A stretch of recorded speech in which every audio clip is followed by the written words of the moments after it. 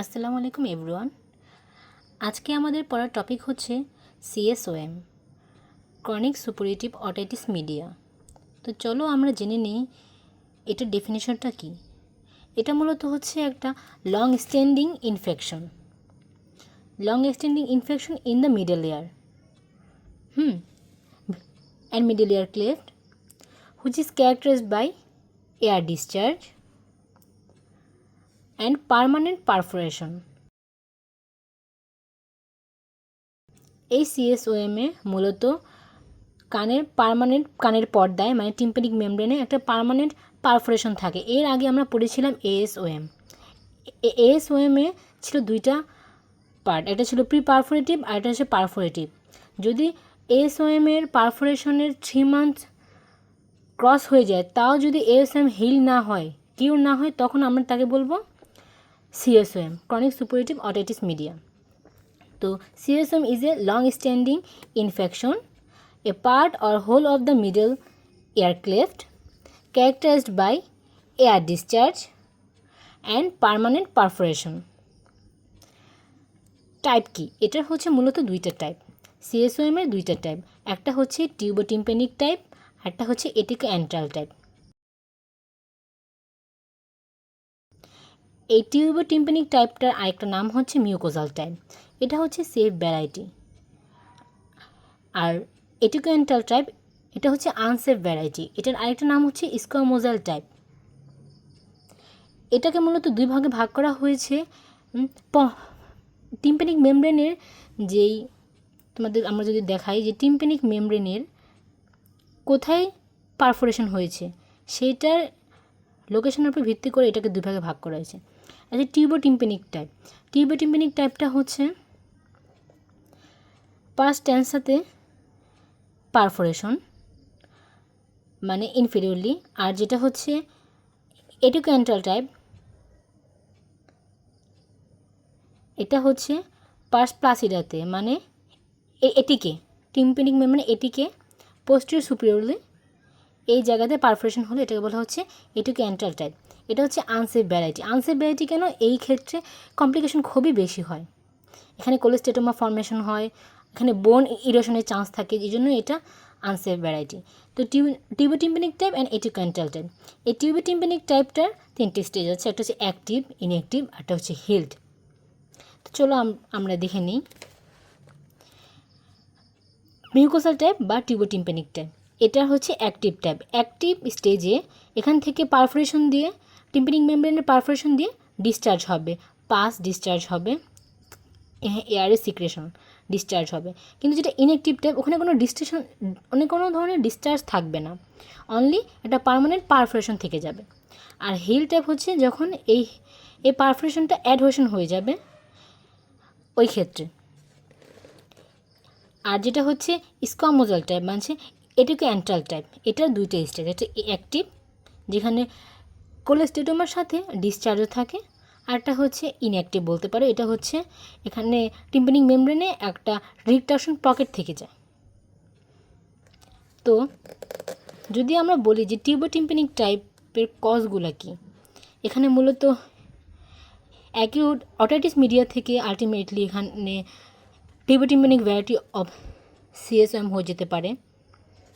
এছাড়া কোনো ধরনের অ্যাসেন্ডিং ইনফেকশন হিস্টেশন টিউব থেকে, যেমন ব্যাকটেরিয়া থেকে মিডেলার ক্যাভিটিতে এসে দেন ওখান থেকে সিএসএম করতে পারে, স্পেশালি বাচ্চাদের ক্ষেত্রে।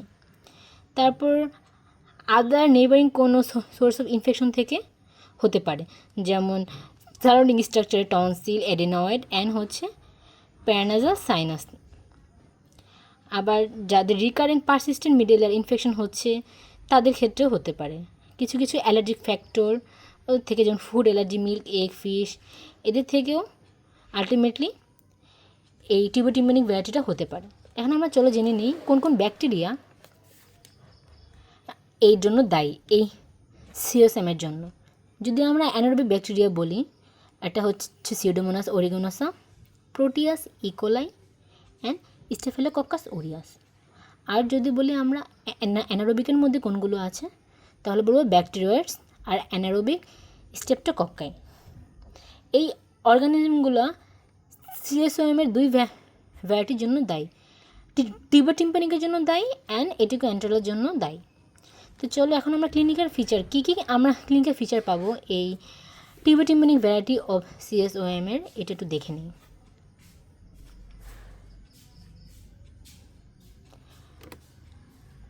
সিমটম, আমাকে রোগী এসে কী বলবে, তার কী প্রবলেম হচ্ছে। সে বলবে তার কান থেকে ডিসচার্জ যাচ্ছে, এয়ার ডিসচার্জ। সে বলবে সে কানে কম শুনছে, হিয়ারিং লস। আর কানে পেন হচ্ছে, কিন্তু এখানে পেনটা মূলত ASOM-এ বেশি হয়, এখানে ইউজুয়াল অ্যাবসেন্টই থাকে। যদি কোনো সেকেন্ডারি ইনফেকশন না থাকে তাহলে পেন ইউজুয়ালি থাকে না। তো কানে ডিসচার্জটা কী থাকবে, এখানে মিউকোপুরুলেন্ট ডিসচার্জ থাকবে, কনস্ট্যান্ট হতে পারে বা ইন্টারমিটেন্ট, মেনলি ইন্টারমিটেন্ট ডিসচার্জ হয় অ্যান্ড ডিসচার্জটা মিউকোপুরুলেন্ট হয়। কিন্তু এখানে ডিসচার্জটা নন অফেন্সিভ, কোনো ধরনের বাজে ফাউল স্মেলিং থাকবে না। আর হিয়ারিং লসটা কোন ধরনের হবে, কন্ডাক্টিভ টাইপ। আর পেন ইউজুয়ালি থাকবে না। আর সাইন, আমরা অ্যাজ এ ডক্টর আমরা কী দেখব, আমরা যদি টিউনিং ফর টেস্ট করি তার ডিজিজড এয়ারে আমরা রিনি নেগেটিভ পাবো, আর সাথে ওয়েবারটা ল্যাটারাইজ হবে তার ডিজিজড এয়ারে। আর যদি অটোস্কোপি করা হয় তাহলে আমরা কি দেখব, অবশ্যই দেখব আমরা এখানে একটা কানে একটা সেন্ট্রাল পারফোরেশন আছে, পারফোরেশনের সাইজটা আমরা দেখতে পারি, পারফোরেশনটা কোথায় লোকেশন সেটা। যেহেতু টিউবার টিম্পানিক টাইপ, এটা অবশ্যই একটা সেন্ট্রাল পারফোরেশন হবে, পাস্ট টেন্সাতে পারফোরেশন হবে। আর আর মিডল ইয়ার মিউকোসাতে যদি একটু ছবি দিয়ে আমরা বোঝাতে চাই, পাস্ট টেন্সা, এখানে একটা সেন্ট্রাল পারফোরেশন পাবো। আমরা অটোস্কোপিতে একটা টিম্পানিক মেমব্রেনে একটা সেন্ট্রাল পারফোরেশন দেখব, আর এই পারফোরেশন দিয়ে আমরা মিডল ইয়ারের মিউকোসাটা দেখব। এখানে পেল পিঙ্ক ময়েস্ট কালার হতে পারে, যেটা নর্মাল, বা যদি ইনফেকশন থেকে থাকে রেড ইডিমাটাস, বা ওখানে পলিপ টাইপও হতে পারে যদি ইনফার্ম থাকে। তো আমরা ইনভেস্টিগেশন কী করব, পেশেন্ট তো আমাদের কাছে বললো যে আমার কী সমস্যা, বা আমরাও দেখলাম সাইন কী কী আছে। ইনভেস্টিগেশন আমরা কী কী করব, আমরা কানের একটা এক্সামিনেশন করব আন্ডার মাইক্রোস্কোপ, ক্লিয়ার দেখার জন্য। আর সাথে আমরা একটা তার কানের যে ডিসচার্জ আছে এই ডিসচার্জের এয়ার সোয়াব নিয়ে একটা কালচার সেন্সিটিভিটি টেস্ট করব, কারণ এটা আমাদের পেশেন্টের ট্রিটমেন্ট দিতে হেল্প করবে, আমরা কোন অ্যান্টিবায়োটিক দেবো সেই জন্য। এর সাথে আমরা একটা অডিওগ্রাম করব, PTA করি সাধারণত, পিওর টোন অডিওমেট্রি। এটা মূলত তার কত ডেসিবেল হিয়ারিং লস হয়েছে সেটা দেখার জন্য। আর আর কী করতে পারি, আমরা এক্সরে করতে পারি, এক্সরে মাস্টোয়েড টাউন্স ভিউ করি আমরা সাধারণত।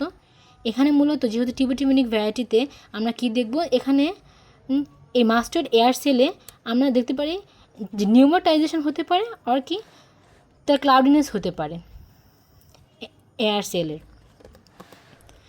আর একটা হাই রেজুলেশন আমরা সিটি স্ক্যান করতে পারি টেম্পোরাল বোনের। এইসব ইনভেস্টিগেশন আমরা করতে পারি। ইনভেস্টিগেশন করার পরে আমরা ট্রিটমেন্ট কী দিচ্ছি, এখানে যেহেতু দুইটা স্টেজ, একটা হচ্ছে মূলত তিনটা, একটা ইনঅ্যাক্টিভ, অ্যাক্টিভ, আর একটা হচ্ছে health.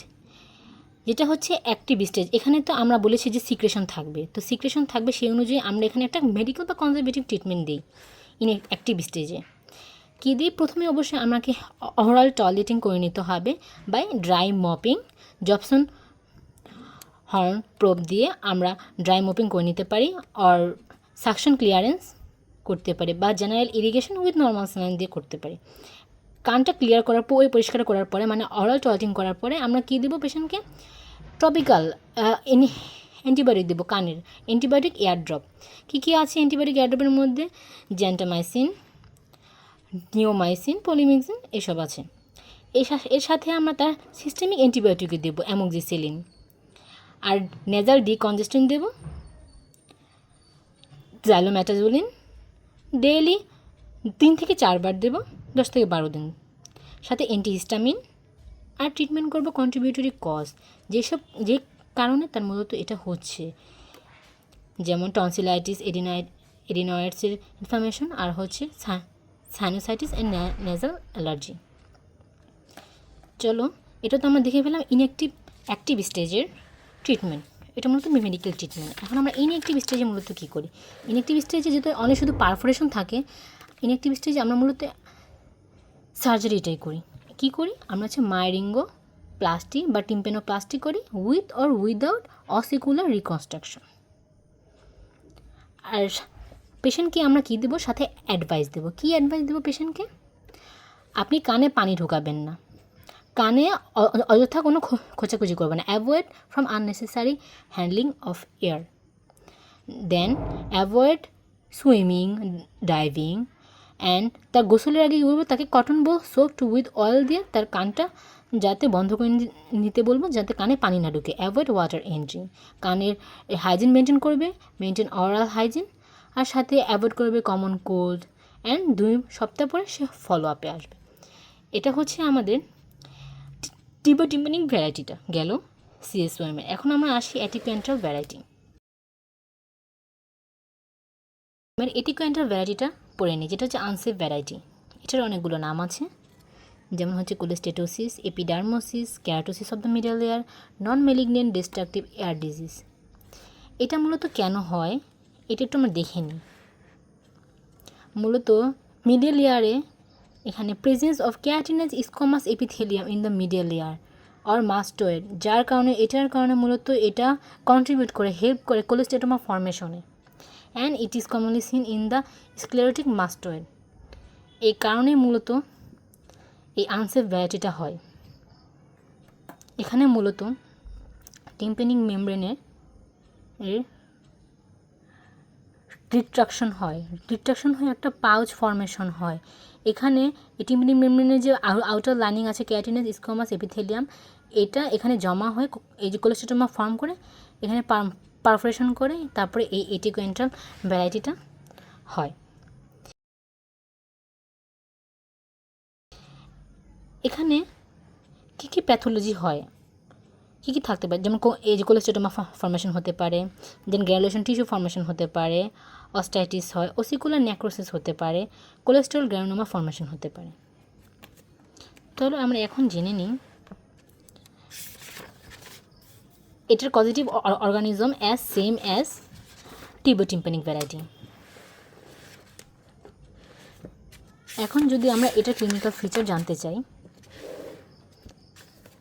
Clinical feature of atticoantral variety, patient আমাকে কী বলবে, তার কানের ডিসচার্জ হচ্ছে, নেয়ার ডিসচার্জ হচ্ছে, যেটা হচ্ছে স্ক্যান্টি। এটা কিন্তু টিম্প্যানিক ভ্যারাইটির মতো প্রোফাউন্ড না বা প্রফিউজ না, এটা হচ্ছে স্ক্যান্টি টাইপ ডিসচার্জ হবে, কিন্তু এখানে অনেক বাজে গন্ধ থাকবে, একদম ফাউল স্মেলিং, খুবই বাজে গন্ধ।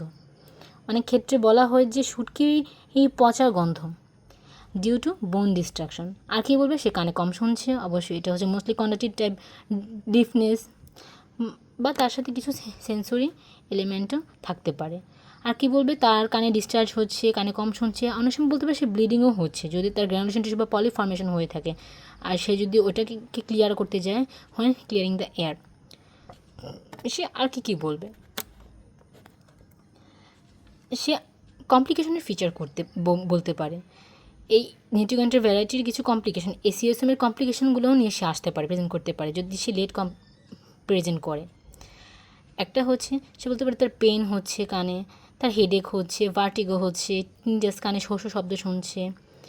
তারপর সে বলতে পারে তার ফেশিয়াল উইকনিং হচ্ছে, যদি আমার ফেশিয়াল ক্যানেলে ইরেশন হয় তাহলে তার ফেশিয়াল উইকনেস হবে। অনেক সময় বাচ্চারা খেতে চায় না, না খেয়েই সে ইজিলি ঘুমাতে চায়, ওই ক্ষেত্রে বুঝতে হবে যে এক্সট্রাডুরাল অ্যাবসেসও হওয়ার সম্ভাবনা থাকে। তার জ্বর, নশিয়া, ভমিটিং, ইন্ট্রাক্রেনিয়াল ইনফেকশন হলে অনেক সময় মেনিনজাইটিস পর্যন্ত হয়ে যেতে পারে, বোন ইরেশন হয়ে মেনিনজাসে ইনফেক্ট করতে পারে, তখন নেক রিজিডিটি অ্যান্ড এডিটাবিলিটি হতে পারে, অনেক সময় ডিপ্লোপিয়াও হয়ে যেতে পারে, অ্যাটাক্সিয়া হতে পারে, কানের আশেপাশে অ্যাবসেস হতে পারে মাস্টোইডাইটিসের কারণে। এখন আমরা অ্যাজ এ ডক্টর কী দেখব, তার সাইন। যখন আমরা টিউনিং ফর টেস্ট করব, আমরা দেখব তার ডিনি টেস্ট অবশ্যই নেগেটিভ ডিজিজ এয়ারে, আর Weber test lateralised to the disease ear. আর অটোস্কোপি করে আমরা কী দেখব, সেম কানে তার ডিসচার্জও দেখবই, ওটা হচ্ছে স্ক্যানটি কিন্তু থিক, আর হচ্ছে ফাউল স্মেলিং, সাথে হচ্ছে আমরা মেনলি দেখব পারফোরেশনটা, কি দেখব, এটিকে পোস্টেরিয়র সুপেরিয়র মার্জিনাল টাইপ, যদি আমরা ছবিতে একে দেখাই, এই যে এই ধরনের একটা পারফোরেশন থাকে উপরে, পাশ ফ্লাসিডাতে। আর কি দেখব আমরা, এই জায়গায় টিম্পানিক মেমব্রেনটা একটা রিট্রাকশন পকেট করে থাকতে পারে, ইনভাজন অফ দ্য টিম্পানিক মেমব্রেন, এটা দেখতে পারি। আর কি দেখতে পারি, তার এখানে কোলেস্টেটোমা অলরেডি ফর্ম হয়ে থাকতে পারে, পার্লি হোয়াইট ফ্লেক্স অফ কোলেস্টেটোমা আমরা দেখতে পারি। মূলত দেখবে আমরা এয়ার ডিসচার্জটা, পারফোরেশনটা কোন লোকেশনে, এখানে রিট্রাকশন পকেট আর কোলেস্টেটোমা। এখন ইনভেস্টিগেশন আমরা কি করব? ইনভেস্টিগেশনের ক্ষেত্রে আমরা মূলত করব সেম টিম্পানিকের মতোই মাইক্রোস্কোপিক একটা কানের এক্সামিনেশন করব।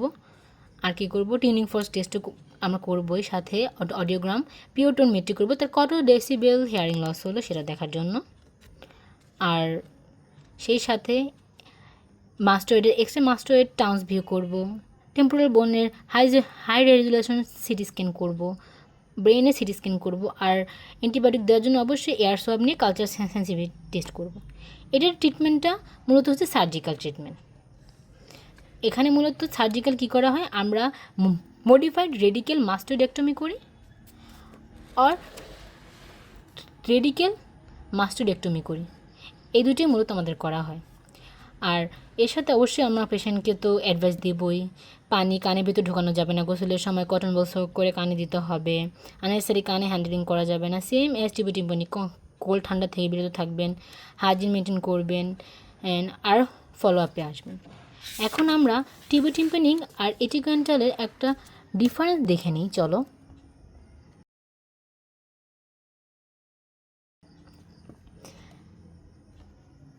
টিম্পানিকের ক্ষেত্রে ডিসচার্জ আমরা বলেছি বেশি ডিসচার্জ হবে, কানের প্রফিউজ হবে আর মিউকয়েড হবে, কিন্তু এখানে গন্ধ থাকবে না, ওডরলেস থাকবে।